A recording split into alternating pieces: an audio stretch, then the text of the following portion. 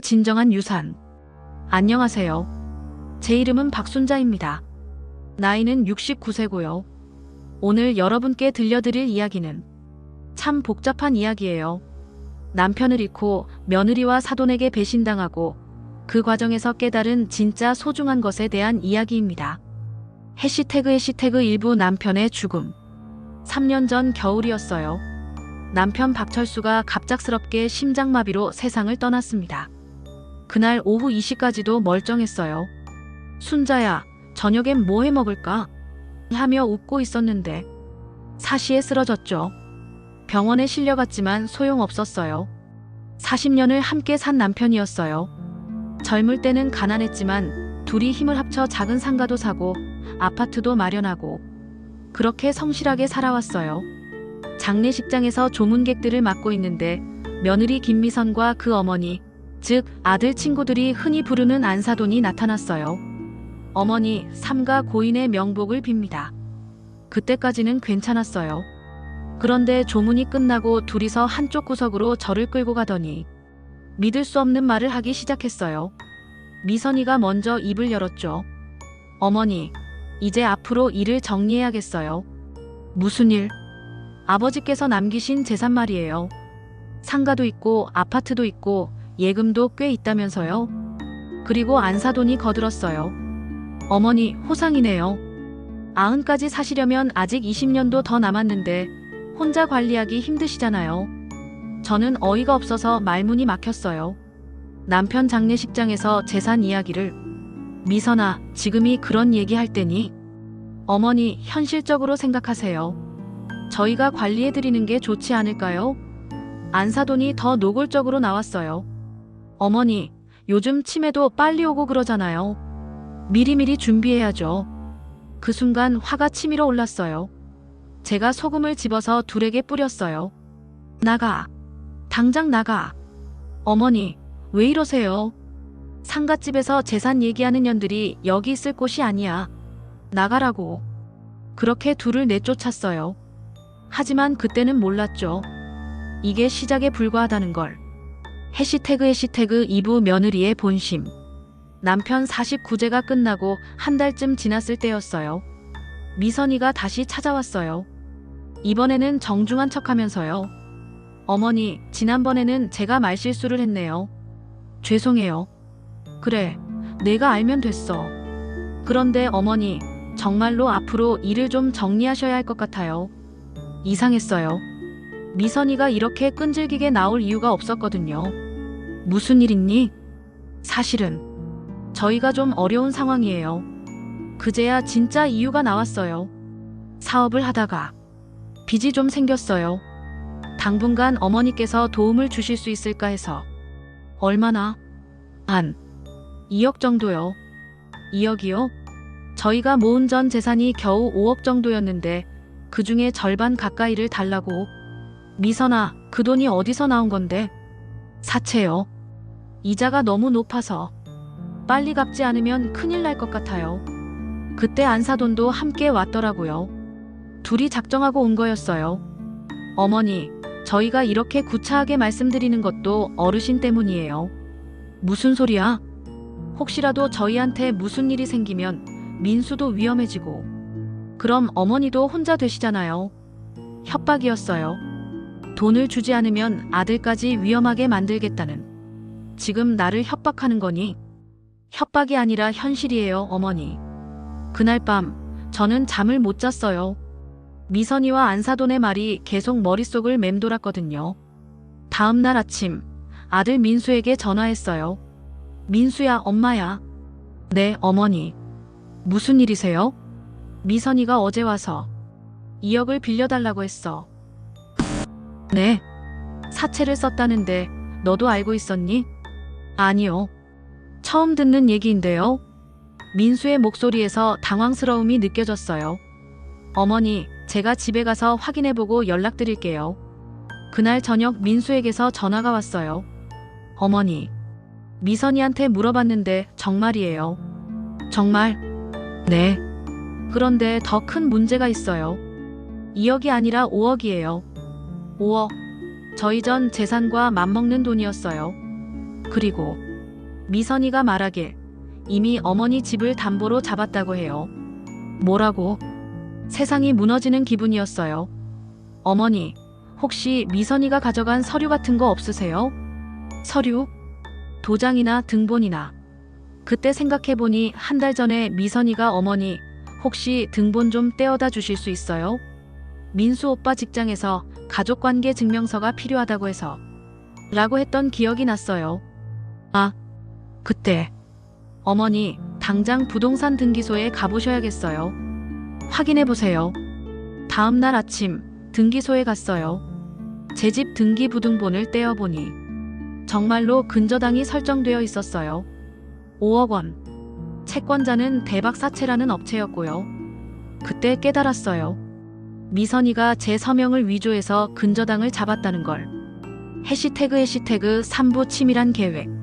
집으로 돌아와서 한참을 울었어요. 40년 동안 남편과 함께 가꾼 집이 며느리의 사채 담보가 되다니. 하지만 울기만 할 수는 없었어요. 뭔가 대책을 세워야 했거든요. 그날 밤 남편이 쓰던 서재를 정리하기 시작했어요. 혹시 도움이 될 만한 서류가 있을까 해서요. 서랍을 하나하나 뒤지다가 작은 열쇠를 발견했어요. 어디에 쓰는 건지 모르겠더라고요.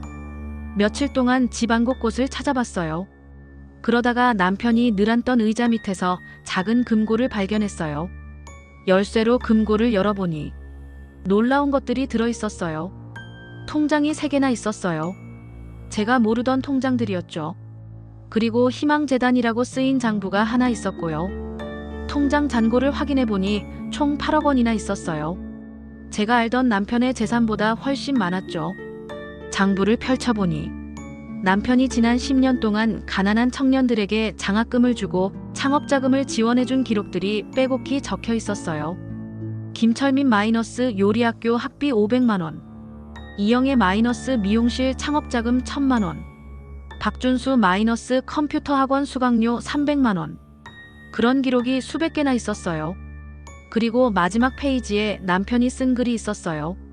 순자야, 내가 먼저 가면 이 일을 계속해줘. 돈은 쌓아두는 게 아니라 필요한 사람에게 흘려보내는 거야.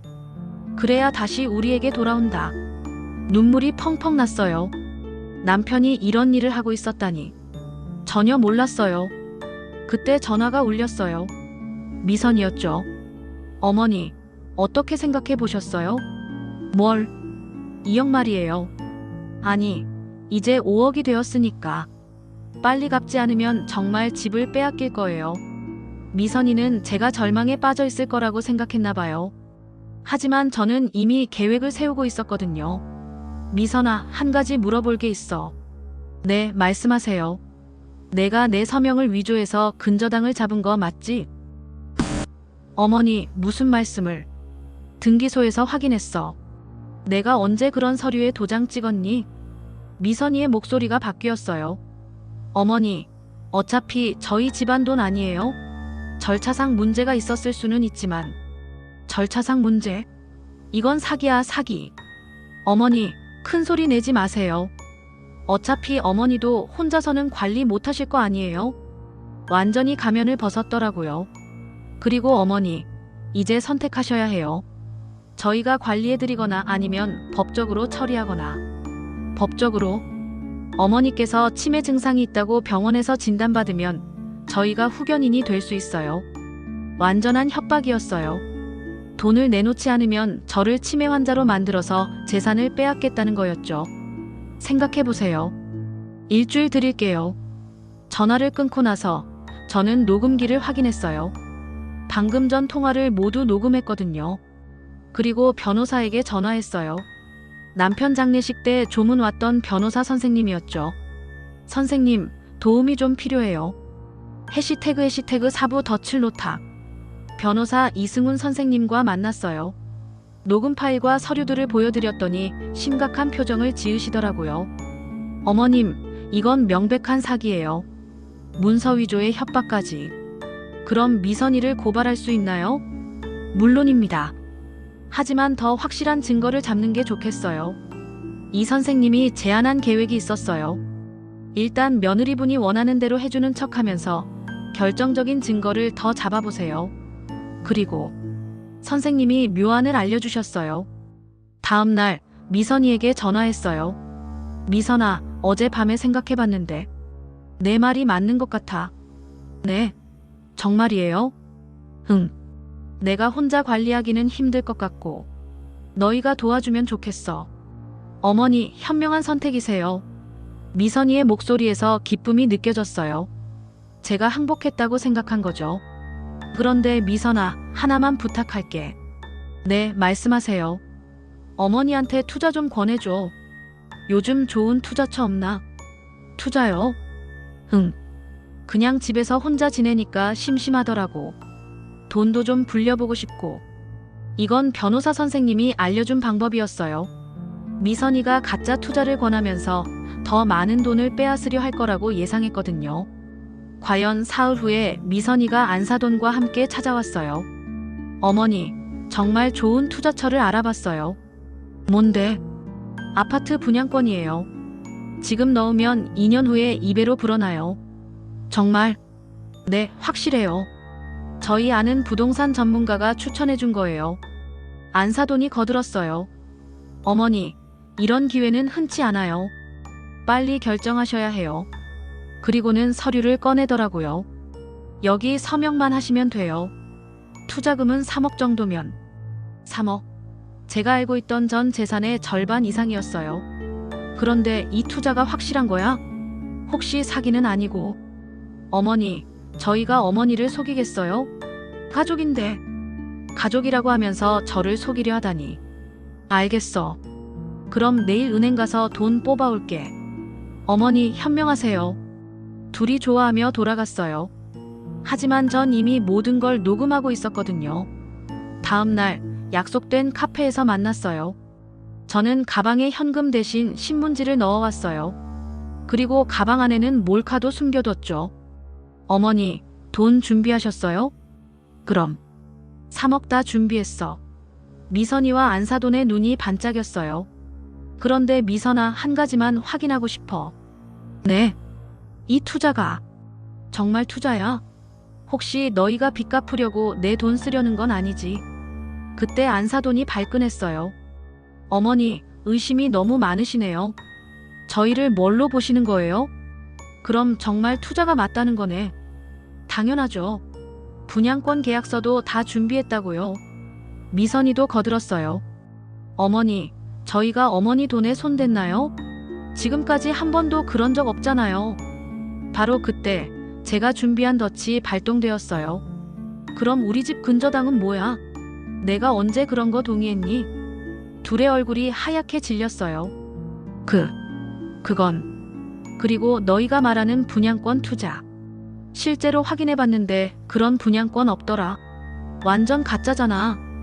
그때까지 숨어있던 경찰들이 나타났어요. 김미선 씨, 박정숙 씨, 사기 및 문서 위조 혐의로 체포합니다. 해시태그 오부 진실의 승리. 경찰서에서 조사를 받는 동안 미선이와 안사돈의 진짜 모습이 드러났어요. 둘은 이미 여러 곳에서 돈을 빌렸고 사채업자들에게 쫓기고 있었어요. 그래서 제 재산을 노린 거였죠. 어머님 재산만 있으면 다 갚을 수 있다고 생각했어요. 그래서 내 서명을 위조한 거야? 죄송해요. 정말 다른 방법이 없었어요. 변명을 늘어놓았지만 이미 늦었어요. 녹음 파일과 위조된 서류, 가짜 투자 서류까지. 증거는 충분했거든요. 재판은 6개월 후에 열렸어요. 판사가 엄중하게 말했어요. 피고인들은 가족이라는 신뢰관계를 악용하여 피해자를 속이고 재산을 갈취하려 했습니다. 특히 고령의 피해자를 치매 환자로 몰아가려 한 것은 매우 악질적인 범행입니다. 김미선에게는 징역 3년, 박정숙에게는 징역 2년 6개월을 선고합니다. 재판이 끝나고 나오는데 미선이가 제게 무릎을 꿇었어요. 어머니, 정말 죄송해요. 용서해주세요. 미선아, 다시는 이런 일 안 할게요. 정말로. 저는 한참을 바라보다가 말했어요. 미선아, 내가 용서해줄 수는 있어. 하지만 내 인생은 내가 책임져야 해. 해시태그 6부 남편의 진짜 유산. 재판이 끝나고 한 달 뒤 희망재단에서 연락이 왔어요. 어머님, 남편분께서 후원하신 청년 중에 한 명이 대기업과 계약을 성사시켰어요. 박준수라는 청년이었어요. 남편이 컴퓨터 학원비를 지원해준 그 청년이요. 어떤 계약인가요? 스마트폰 앱을 개발했는데 삼성에서 50억에 사겠다고 제안했대요. 50억? 믿을 수 없었어요. 그래서 준수 씨가 그러는데요. 계약금 중에 10억을 재단에 기부하고 싶다고 해요. 며칠 후 준수 씨가 직접 찾아왔어요. 20대 후반의 깔끔한 청년이었어요. 할머니, 정말 감사합니다. 내가 뭘 했다고. 할아버지께서 저한테 해주신 말씀이 있어요. 돈은 물과 같아서 흘려보내야 다시 돌아온다고.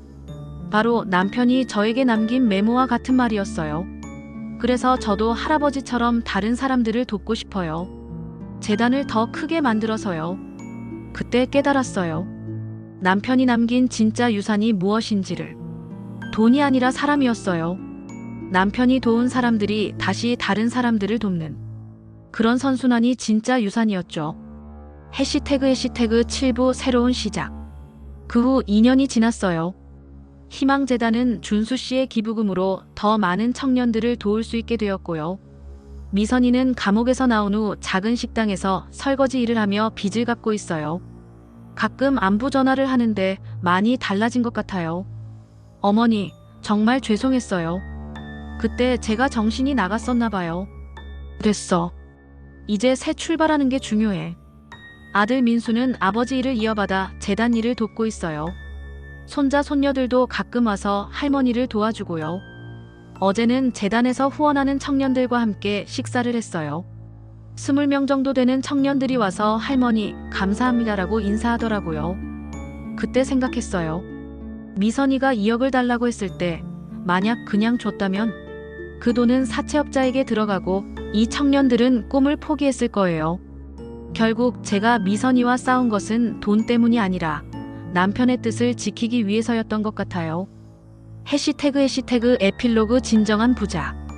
오늘도 저는 작은 텃밭에서 상추를 따고 있어요. 남편이 심어놓은 나무들이 이제 제법 커서 그늘을 만들어주고요. 재단 통장에는 20억이 넘는 돈이 있어요. 하지만 그 돈은 제 것이 아니에요. 꿈을 꾸는 청년들의 것이죠. 며느리는 제 재산을 빼앗으려 했지만 정작 진짜 재산이 무엇인지는 몰랐어요. 진짜 부자는 돈을 많이 가진 사람이 아니라 많은 사람들에게 도움을 줄 수 있는 사람이더라고요. 남편 박철수, 당신이 남긴 유산을 잘 지키고 있어요. 그리고 더 많은 사람들에게 나눠주고 있고요. 이 이야기를 듣는 분들께도 말씀드리고 싶어요. 가족이라고 해서 무조건 믿지는 마세요. 하지만 진짜 가족이 누구인지는 어려울 때 알 수 있어요. 그리고 진정한 유산은 돈이 아니라 사랑과 꿈이라는 것. 절대 잊지 마세요. 지금도 희망재단을 통해 도움받는 청년들이 100명이 넘어요. 그 청년들이 꿈을 이루고 또 다른 사람들을 도울 거예요. 이것이 남편이 꿈꾸던 세상이고 제가 지켜나갈 진정한 유산입니다. 감사합니다.